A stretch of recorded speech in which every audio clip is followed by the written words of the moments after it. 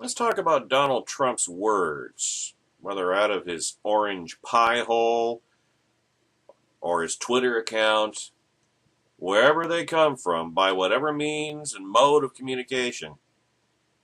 And the fact that for the first time in his entire adult life, he is going to be held accountable for those words.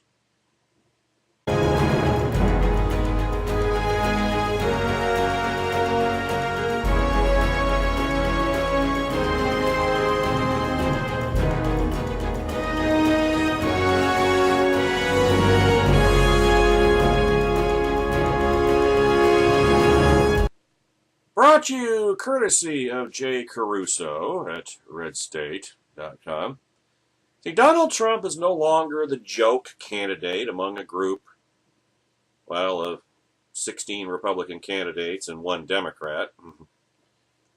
He is no longer the guy who made it to the primaries but will lose to the top-tier candidates. He is no longer the accidental GOP nominee. Donald Trump is the president-elect of the United States of America. It is December 2nd. In fewer than 60 days, he will be President Donald Trump. Therefore, his words matter, whether he likes it or not. Whether he says them on television or the words spring forth from his phone in the form of Twitter. I already alluded to mere moments ago. Yesterday, or rather Tuesday, Trump, who apparently was watching a report on Fox News about flag burning, tweeted the following: "Nobody should be allowed to burn the American flag. If they do, there must be consequences. Perhaps loss of citizenship or jail." Which is funny because a year and a half ago on David Letterman, Trump said exactly the opposite. That flag burning was an enshrined First Amendment right, which, according to the Supreme Court, it is. So, Trump is so full of shit. Now, there were 5 reactions to this tweet: freak out, measured criticism, just ignore him, ha, he's trolling you, and agreement. There's no reason to freak out over every stupid thing Trump tweets, except now he'll be the president and he'll have power behind it. He's done it before and he'll do it again. The people in agreement are the hardcore Trumplicans, the branch Trumpidians, the same ones Trump said won't leave him if he started shooting them on Fifth Avenue in Manhattan. And he's right about that. I've seen it.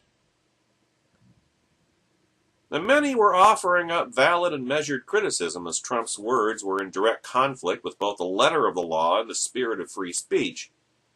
The Supreme Court has ruled burning a flag is considered protected free speech. That doesn't mean that all speech that's free is necessarily good. I mean, some of it can really be horrible. But as Thomas Jefferson said, paraphrased, the thing to do with abhorrent speech is to counter it with virtuous speech. Debate more speech, not less, you see. That idiots want to burn the flag is their right, no matter how distasteful we find it. Now, I take issue with the people who argue Trump is just out there baiting or trolling people to get them to react. I mean, maybe before, but doesn't he have more to do these days than just sit on the toilet and dick around on Twitter? He's going to be the president of the United States. This is why this whole business of, he's just going to make Mike Pence his chief operating officer and he's just going to go off and, do like Barack Obama did. That's why it doesn't work that way. You can't delegate everything. I mean, if you're the president of the United States, you're the president of the United States. chief executive. It stops with you. If you don't like the heat, get out of the kitchen.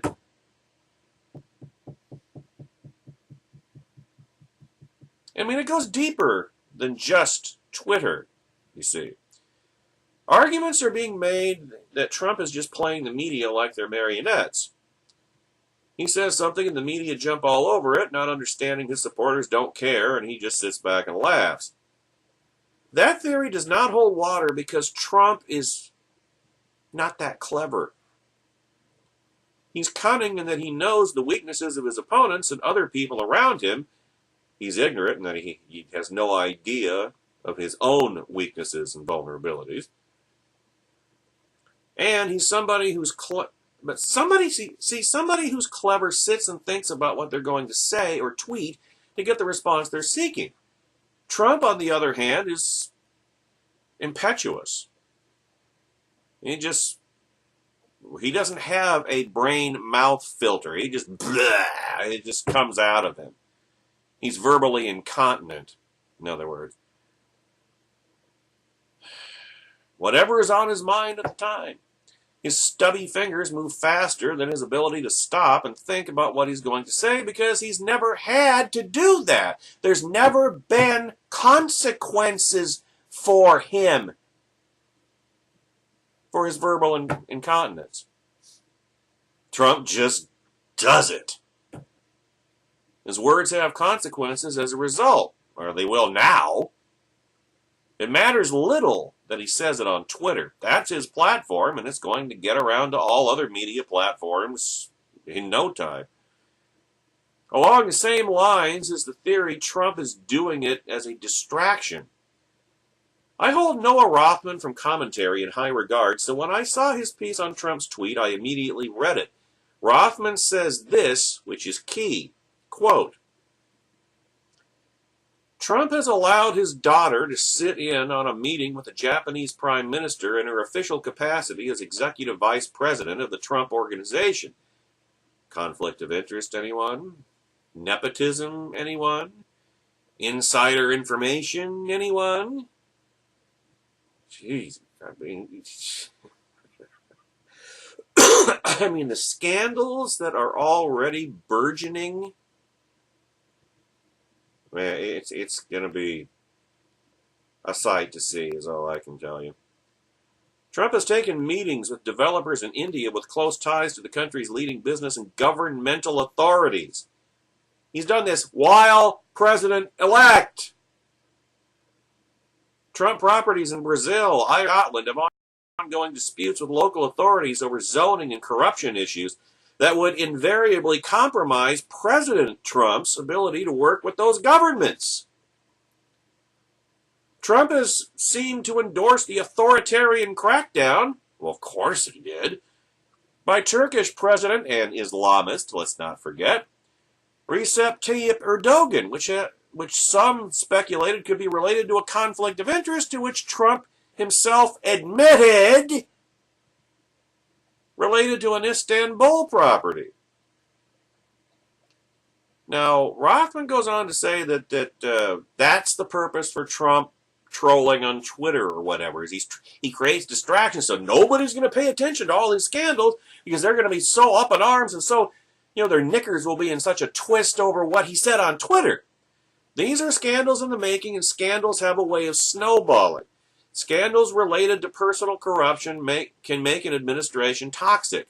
They steal away friends, stiffen the resolve of adversaries, and make compromise impossible, even for members of the same party. The metaphor blood in the water, ladies and gentlemen? That's what we're talking about here. The longer Donald Trump can see, but here's where Rothman is over-crediting Trump with genius in handling the media. The longer Donald Trump can keep the public's focus off of that which matters and on frivolous fabricated controversies, the longer he can postpone an inevitable clash with Congress. In this, Trump's greatest assets are a public that demands nothing too complicated from the arbiters of political discourse and a media culture that is all too eager to oblige. But that presumes that the media would be stupid enough to get obsessed with what with the latest Trump tweet and not with his actual scandals. I mean, the media is biased, the media is extreme, the media is corrupt, the media is not stupid. They know where to focus. And there's an analogy, and I've used it before, and Jay Caruso references it again in the remainder of this post at Red State. Rothman's theory is more plausible, but still suggests Trump has this all figured out. He doesn't think, folks. Trump emotes. Trump reflexes. Trump is Pavlovian. He's not that smart. He's not smart at all. He's never had to be. Is he distracting the media from these scandals? Like he could. Or does it have more to do with the public simply not caring, and here's the key, at this point? Remember the difference between Democrat scandals and Republican scandals. In Democrat scandals, what does the media do? They circle the wagons. They protect the Democrat president, whoever it is. They downplay it. They don't cover it. They ignore it. Whereas when it's a Republican scandal, they attack. They make a campaign out of it. Now you may be saying, well, you said that Trump is effectively a Democrat, so why wouldn't they circle the wagons around him? Well, read on. Let's read on, folks. There is a scene in All the President's Men, the book about from Woodward and Bernstein, Bob Woodward, Carl Bernstein, about the Watergate scandal, where the editors are talking about page 1 leads. Woodward and Bernstein had just established a large check from Nixon's re-election efforts, raised by Kenneth Dahlberg, was given to the Committee for the Re-election of the President, or CREEP. So I always thought it was a great acronym. Chairman Maurice Stans. Now somehow that check wound up in the bank account of Bernard Barker, one of the Watergate burglars. The national editor suggests one lead, and the Metro editor says, "You're ignoring the importance of the Dahlberg repercussions." And the reply is, nobody cares about the Dahlberg repercussions. Now remember the timing of that. That was before the 1972 election. So in other words, Watergate didn't prevent Nixon's re-election because it didn't fully emerge and erupt until a year or like 6 months into his second term, you see. Think of the parallels here, folks. Later on in the film, which is still before Nixon is reelected, Ben Bradley says to Woodward and Bernstein, "You see the polls? Half the country hasn't even heard of Watergate. Nobody gives a shit." Then fast forward a year. All of a sudden, people started giving a shit not long after Nixon started his second term, and fewer than 2 years later, Nixon resigned. And what happened? What happened over that year and a half after the 1972 election? I'll tell you what happened. The media made a campaign out of it. That's all it took. The media made a campaign out of it. And Nixon was besieged, and we all know that how vindictive Nixon was and vengeful. And he didn't know. Now I'm not saying that Nixon was a narcissist, but Nixon thought that he could play by the same rules as his Democrat predecessors, as it's LBJ or JFK or FDR. I mean, the recording system in the Oval Office is a perfect example of that. He thought he could do it. When he first came, read The Ends of Power by H.R. Haldeman. And you'll see that when Nixon first came into the White House in 1969, he thought, well, why did they have a recording system? That's stupid, because Yeah, you're recording your words and they can come back to bite you in the ass later if you say something incriminating. And then what did Nixon do eventually? He had his own recording system installed in. Why? Because he was paranoid. Well, now let's stop and think a minute. Is Donald Trump paranoid? Yes. Is Donald Trump vindictive? Yes. Is Donald Trump vengeful? Yes. Is Donald Trump a stupendous, towering narcissist? Thinking that everything he says is divine wisdom? Yes. You think he's not going to put a recording system in the Oval Office? Of course he's going to. Now, the scandals aren't necessarily going to be the same, because Trump may never even get the chance to run for re-election if you follow my drift. If you follow my reasoning here, or catch my drift, as the case may be. But here's the bottom line. Here's the parallel between Nixon and Trump that is indelible. Nixon was left of center, so was Trump. And even though Nixon was left of center, the left hated him. It didn't matter that Nixon was scarcely any less liberal than they were. They hated Nixon. Now, they hated Nixon because, if you trace it back far enough, he busted Alger Hiss. And thereafter, he gained a reputation for being a staunch anti-communist, which he maybe at one time he was, but certainly not as president. But it didn't matter. They didn't care that he was ideologically simpatico with him. They hated him. He had an R after his name. It was tribalism, not ideology. And now you look at Donald Trump. Trump is left of center. Trump is vengeful. Trump is vindictive. And Trump has an R after his name. It's not going to matter to the left that Donald Trump is left of center. It's not going to matter to the left that Donald Trump is scarcely any less liberal than they are. It's not going to matter, because they hate Trump. And they're going to go after Trump. And when all these scandals emerge, now they need to be smart about it. They can't just reflexively, turn every single, they have to pick and choose, and I don't know if they have the self-discipline to do that. But if they do, that was the thing about Watergate. Watergate was very easily understood, political corruption. People thought, I don't recall it being phrased that way over 40 years ago, but the bottom line is people thought that through Watergate, Nixon stole the 1972 election. At the very least, that it rendered his presidency illegitimate, his second term anyway. And that's going to be, and remember, Nixon won in 1972 in a true landslide, 61% of the vote, 48 out of the 50 states. And I seem to recall that Trump lost the popular vote to Hillary Clinton. Which means, like I said before, he has no mandate for anything.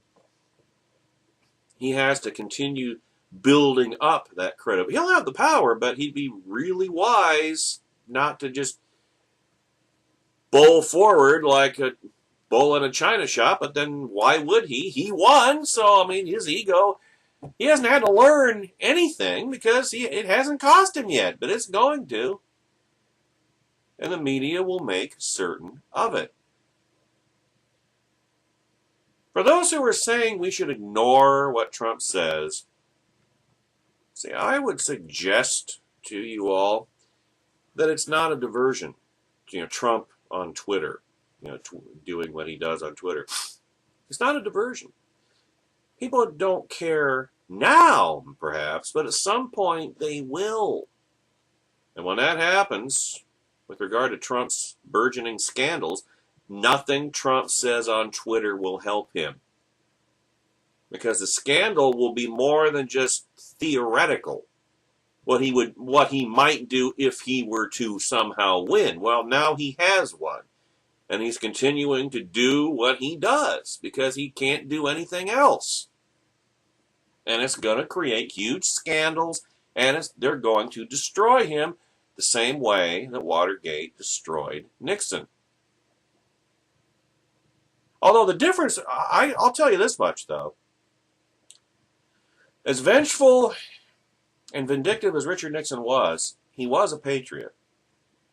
I mean, it's the same patriotism that led him not to challenge and contest the results of the 1960 election, in which, as was determined after the fact, years later, JFK, through the Daily Machine in Chicago, did steal Illinois and therefore the presidency from Nixon. Nixon was the rightful winner in 1960, and he knew it, but he didn't contest it. Why?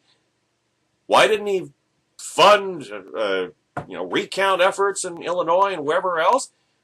Because he knew that it would tear the country apart, and he got screwed, but he did what was best for the country and didn't rip it apart through a post-election campaign.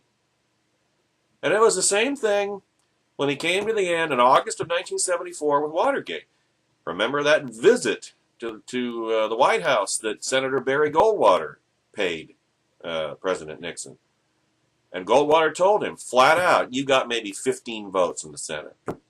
If you push this to an impeachment and a Senate trial, you will lose. You will be convicted. You will be removed from office in disgrace. And Nixon announced his resignation the next day. Donald Trump is not a patriot. He pretends to be one, but he's not. Donald Trump is a liberal Democrat. He's no different than Bill Clinton in that regard. He's no different than Barack Obama in that regard. And he is power mad now. And it worked for him. All of this crap that is going to destroy him worked in getting him here, or at least it didn't matter. So Trump has absolutely no reason to think that he needs to change anything. And so, when it comes down to his August 1974 moment, when he's facing impeachment, probably have to wait for this 2019, I would imagine, when the Democrats have Congress again. But when he is facing impeachment, and he's facing his Waterloo, it's over. Do you really think that Trump would do what was best for the country and not for himself?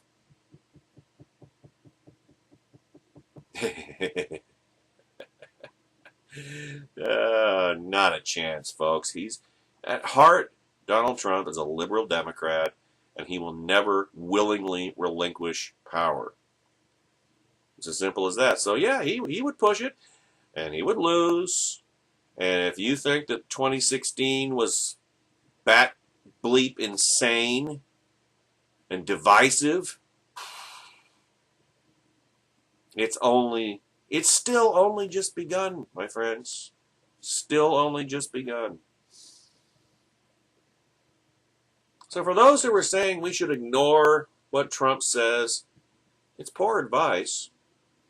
Words matter, especially if you're the President of the United States, whether they're said on Twitter or elsewhere. Do I have a fear of Donald Trump looking to get legislation passed that would strip a person of their citizenship for burning a United States flag? No. I think he might sign an executive order to that effect, in classic Barack Obama pin, phone, and putter style. Yeah. Because it would fire up his base. I mean, the similarities with Barack Obama are impossible to ignore. It is a thought that did make it into Donald Trump's head and expressed to the public through some means of communication. Therefore, it is a cause for concern, however slight the concern may be. Well, it may be more than you think it is, Mr. Caruso. Again, there is no reason to freak out about it now anyway, but to simply let it go comes across more as indifference than an effort to not give him attention. Because this is all about accountability. Sooner or later, Donald Trump will be held accountable. And he's never been held accountable for anything in his life, ever. He's been rewarded for his scandals. He's been rewarded for his egotism. He's been rewarded for his corruption. He's been rewarded for his adulteries, his pussy grabbing, his everything else. And now he's gotten to the White House. So the fall is going to be all that much more catastrophic. And the problem now is if you keep him out of the White House, that fall will be entirely personal, entirely on the tabloids, entirely him. Now it's going to drag the country down with him. That's why he should never have been allowed to win the election. He should never have been nominated. And now it's too late. Barring anything drastic, Donald Trump is going to be the president for at least 4 years. But I wouldn't rule out drastic. With the platform he has, what he says matters. When you're the president of the United States, guess what? What you say matters. Which is why you need to be circumspect and cautious and careful and thoughtful and responsible and prudent. None of those things apply to Donald Trump. Journalists of all stripes must keep that in mind and remember they have a duty to report and inform the Republic and perform the central task of a free press in a theoretically free country. Hold him accountable. Like I say, sooner or later it's going to happen, and the longer it takes, the bigger the fall it's going to be.